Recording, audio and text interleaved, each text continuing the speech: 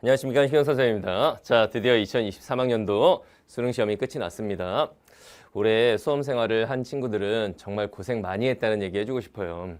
여러분들이 시험을 예상보다 잘 봤건 조금 다소 아쉽게 봤건 이 시험 하나에 의해서 여러분들의 삶의 가치가 달라지진 않습니다. 그러니까 이게 내 인생의 하나의 작은 이벤트였다라고 생각을 해야지, 이 결과를 놓고 와, 나는 이제부터 탄탄대로를 가겠구나, 아, 내 인생은 여기서 끝났다, 이렇게 극단적으로 생각할 일은 아니에요. 알겠죠? 여러분들이 본 시험이 이렇게 출제가 된 시험이었구나 정도를 확인하면 되겠고, 그리고 이제 이 영상을 보는 대다수의 친구들은 아마도 내년 또는 내년 이후에 수능을 준비하는 예비 수험생들일 텐데, 요즘 수능이 이런 방향으로 출제가 되는구나에 대한 정보를 얻고 공부의 방향을 잘 잡는 도구로 활용하면 되겠습니다. 알겠죠? 자, 일단 수능 응시 인원을 좀 살펴볼게요. 응시 인원을 보면은 일단 전반적으로 봤을 때 조금씩 줄어들다가 조금 늘어나는 이런 지금 모습을 보이고 있는데, 재학생들이나 재수생들 조금씩 다 늘었어요. 그래서 이제 작년에 비해서는 다소 많은 수험생이 수능에 응시를 했다라는 걸 알 수가 있죠. 재수생 숫자가 왜 이렇게 많이 늘었을까를 생각을 한번 여러분들이 해보면 이런 거지.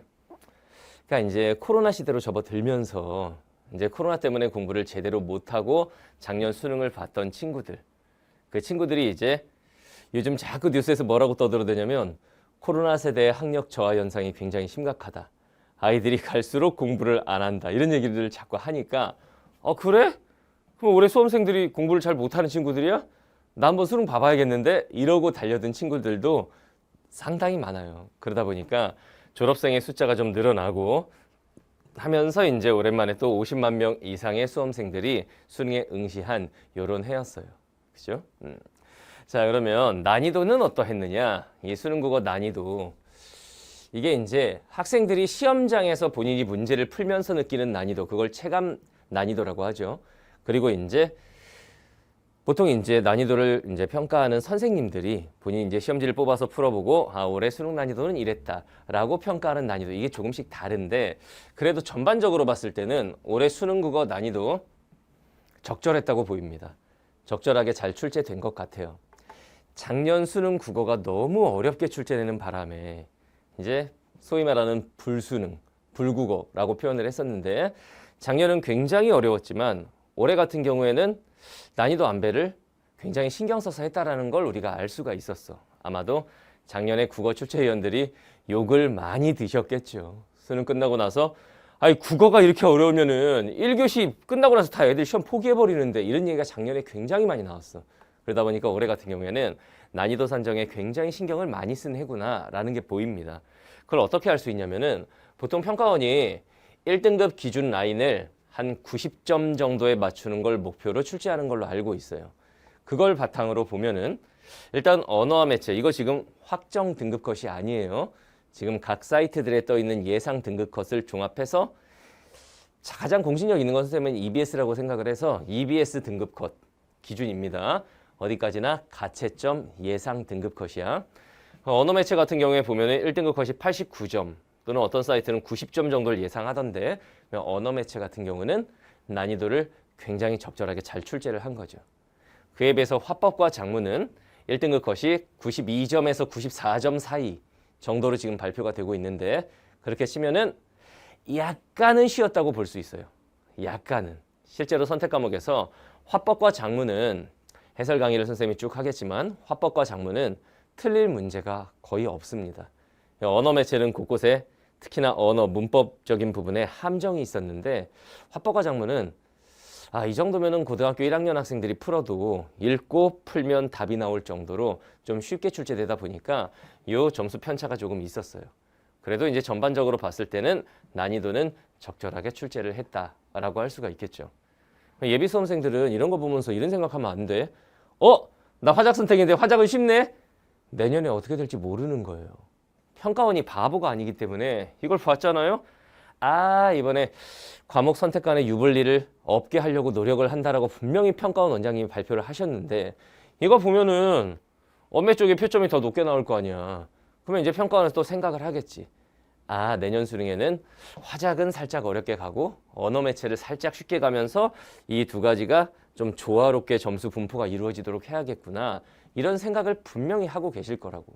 물론 생각한다고 그대로 되는 건 아니지만 그러니까 의도대로 출제되면 이 점수가 맞춰지겠죠. 근데 그렇게 되지는 않는 거거든. 그렇다 하더라도 지금 이 등급 컷을 보면서 아, 나는 선택 과목 이거니까 이렇게 공부해야지 이런 생각은 안 하는 게 좋겠습니다. 알겠죠? 자, 그다음에 이제 EBS 연계율. 수학이나 이런 과목은 EBS의 파괴력이 많이 이제 예전에 비해서 떨어졌다고 하는데 국어는 70% 연계 세대에서 50% 연계 시대로 바뀌었죠. 그렇다고 해도 국어는 문학 작품들 중심으로 직접적으로 작품 연계가 되기 때문에 EBS 파괴력이 상당합니다. 알겠죠? 지금 평가원에서 발표한 자료에 따르면 51.1%를 연계를 했다. 물론 이 연계는 문학, 독서, 선택 과목 다 골고루 연계를 했다라고 발표를 한 건데 수험생들은 잘 알 거예요. 선택 과목 연계성 거의 느끼지 못한다라는 거. 그러니까 이게 명목 연계율이라고 하는 게 있고 체감 연계율이라고 하는 게 있는 건데 이게 나라에서 발표하는 51.1%를 우리가 명목 연계율이라고 하는 거야. 그리고 이제 여러분들이 시험장에서 문제를 풀면서 이거 EBS 연계다 이렇게 느끼는 걸 체감 연계율이라고 하는 거지. 근데 이 명목 연계율에 비해서 체감 연계율은 좀 낮은 편이죠. 왜냐면 국어 영역에서 여러분들이 연계를 거의 어디서 느껴요? 문학 파트에서 느낄 거기 때문에. 그죠? 선택 과목 연계 거의 연계된지도 몰랐을 거고. 그 다음에 독서 영역. 아, 내가 최소제곱법 이런 말 어디서 들어본 것 같은데 정도의 느낌만 있지 이게 연계 지문이구나 싶지는 않았을 거야. 근데 문학 작품들은 분명하게 최척전이라든가 도산 12곡이라든가 이런 작품들 딱 보면 음지의 꽃 이런 작품들 보면 이거 EBS에 있었던 작품이다. 이게 바로 드러나는 거죠. 그래서 체감 연계율은 문학 파트가 좀 높았는데 전반적으로는 51.1% 연계의 시험이었다라고 나라에서 발표를 했습니다. 이 기준은 내년에도 계속 이어집니다. 그죠? 그다음 영역별로 이제 좀 간단하게 출제 경향을 살펴볼게요.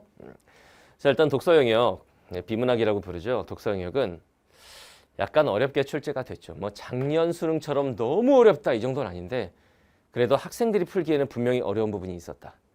어떤 파트가 특히 그랬냐면 법지문. 이 법지문이 아마도 준킬러 지문의 역할을 한 것 같고 그 다음 과학지문. 이게 킬러 지문의 역할을 한 것 같아요. 그래서 두 개의 지문이 상당히 까다롭게 출제가 됐습니다. 그래서 이 부분에서 이제 시험 보면서 애를 많이 먹지 않았을까. 근데 전통적으로 사회 영역 내에서 법, 경제 어려운 파트죠. 그리고 과학기술 지문 중에서 과학이 나오든 기술이 나오든 전통적으로 어려운 파트죠. 역시 우리가 예상했던 대로 이 앞에 두 지문 독서론 1, 2, 3번에 있는 독서론 지문과 그 다음 4번에서 9번에 이제 있는 인문 지문 이쪽은 크게 어려움이 없었죠. 역시 예상했던 대로 사회학 지문과 법 지문이죠. 그 다음에 과학 지문 이쪽에 난이도가 상당히 높았다라는 걸 우리가 확인할 수 있었어요. 자, 그다음에 문학 파트 같은 경우에는 문제가 상당히 평이하게 좀 쉽게 출제가 됐습니다. 그리고 EBS의 체감 연계율이 높았다. 7개의 작품이 출제가 됐는데 그중에서 4작품이 EBS 연계 작품이죠. 세 작품. 쏘리. 7개의 작품 중에 3작품이 EBS 직접 연계 작품으로 출제가 됐지. 그러다 보니까 EBS를 제대로 공부한 친구들은 그래서 선생님이 2023 수능을 준비하는 친구들한테도 분명히 얘기를 했어. EBS 문학 파트만은 제대로 공부를 하고 시험장에 가라. 분명히 여러분들 시험장에 아는 작품들이 나오면은 조금 심리적으로도 안정이 되고 문제 푸는 속도도 빨라질 거다. 이런 걸 강조를 했었는데 아니나 다를까 직접적으로 세 지문이 연계가 됐습니다. 그래서 문학 파트는 EBS가 굉장히 중요했다라는 걸 확인할 수 있는 시험이었죠. 자, 그다음에 선택 과목 잠깐 볼게요. 화법과 작문 같은 경우에는 아까도 언급했듯이 굉장히 쉽게 출제가 됐어요. 이 정도 난이도라면 고등학교 1, 2학년들이 풀어도 거의 다 맞을 법한 그런 난이도.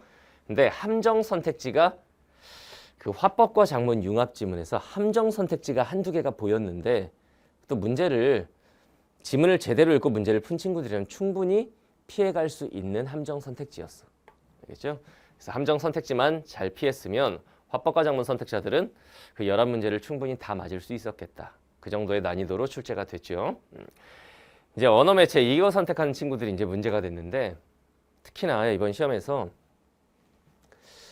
보통은 EBS 공부를 제대로 한 친구들은 문학 파트를 먼저 풀고 그 다음에 선택 과목을 풀고 그 다음 독서 영역을 푼다. 이렇게 이제 패턴이 정해져 있었을 텐데 선택 과목을 먼저 푸는 친구들 이번에 화작은 선택 과목을 먼저 푼 화작 선택자들 괜찮았을 거야. 근데 언매 선택자 중에 선택 과목을 먼저 풀었다. 그러면 좀 당황스러웠을 수 있습니다. 초반에 등장한 언어학, 즉 문법 문제가 약간 까다로운 문제들이 있었죠. 그래서 이게 약간 어렵게 출제가 됐어요. 그러면서 화작과 언매에 지금 같은 점수면은 표준 점수 차이가 다소 나는 이런 결과가 이제 발생을 한 거죠. 그러니까 언어 매체는 결국은 중요한 건 이거잖아. 정확한 개념 학습. 이번에도 뭐 어간과 어미가 어디까지 딱 분리가 되는 것인지 또는 전미사 어디에서 잘라줘야 되는 건지 단어의 구성 원리에 따라서 어떻게 이제 어근, 접사 이런 것들을 나눌 것인지 문장의 구조와 문장 성분 그리고 그 안긴 문장 안에 생략된 문장 성분 이런 것까지도 정확하게 따질 줄 알아야 됐거든. 그래서 개념학습을 정확하게 한 친구들이 아마 성적이 잘 나왔을 겁니다. 근데 이것만으로 또 안 되는 게 모든 문제들이 무슨 암기 문제처럼 출제가 되지 않죠. 그러다 보니까 실전 적용 능력 역시 굉장히 중요시하는 그런 시험이었다라는 거지. 근데 많은 친구들이 이제 매체를 많이 무시를 하는데 물론 언어 즉 문법이 매체보다는 조금 다소 어려웠어요. 매체 파트도 조금 생소한 유형의 지문이 나올 수 있기 때문에 내년 수능을 준비하는 친구들은 이 매체 파트도 좀 신경을 써서 공부를 해야 된다. 매체 파트 역시 개념학습이 문법보다는 좀 덜 해도 되는 파트긴 하지만 개념학습을 하긴 해야 됩니다. 매체 특징 이런 거. 그리고 많은 양의 문제를 풀어보면서 실전 적용 능력을 배양을 해야 돼요. 선생님이 다른 영역에 있어서는 다른 영역, 다시 말하면은 뭐 문학이라든가 독서 영역 이런 영역은 공부하는 양에 비례해서 성적이 상승한다라고 말하지 않죠. 그런데 언어 매체 선택자들은 개념학습 공부하는 양이 꽤 많아야 되는 거고 그리고 문제를 많이 하나라도 더 풀어본 친구들이 이 적용 능력을 배양할 수 있기 때문에 문제풀이량도 중요합니다. 언매 선택자들의 요 언매 과목은 알겠죠? 선택 과목은 이렇게 출제가 됐습니다. 자, 결과적으로 선생님 제자들도 보면은 선생님 제자들이 이제 시험을 예상보다 잘 본 친구들이 많이 있는 것 같아. 그래서 수능 끝나자마자 이제 막 연락이 많이 오고 했는데 선생님이 똑같은 얘기를 했어요. 시험 보느라 고생했다. 그렇지만 시험을 잘 봤다고 해서 너무 이 상황에 이제 도취돼 있거나 그럴 필요는 없다. 이게 인생의 하나의 출발점인 거다. 지금부터 이제 출발점으로 삼아서 이제 앞으로 더 발전해 나가는 모습을 보이기 바란다. 이런 얘기를 했었고 이제 중요한 거는 내년 수능 그리고 내후년 수능을 준비하는 이제 예비 수험생들이죠. 그러니까 여러분들 너무 겁먹을 필요는 없습니다. 요즘 국어가 어렵다 이런 얘기가 많이 들리겠지만 실제로 올해 수능을 보면은 막 겁먹고 막 이렇게 할 만한 정도의 난이도는 아니었어요. 그러니까 뭐 근거 없는 자신감을 가지란 얘기가 아니고 어느 정도의 이제 좀 도전하는 마음으로 자신감 있게 공부를 하면은 내년 내후년을 준비하는 너희들도 분명히 수능에서 선생님 제자들처럼 좋은 결과를 받을 수 있을 거라고 생각합니다. 알겠죠? 자, 총평은 여기까지 하도록 하고 우리 해설 강의에서 봅시다.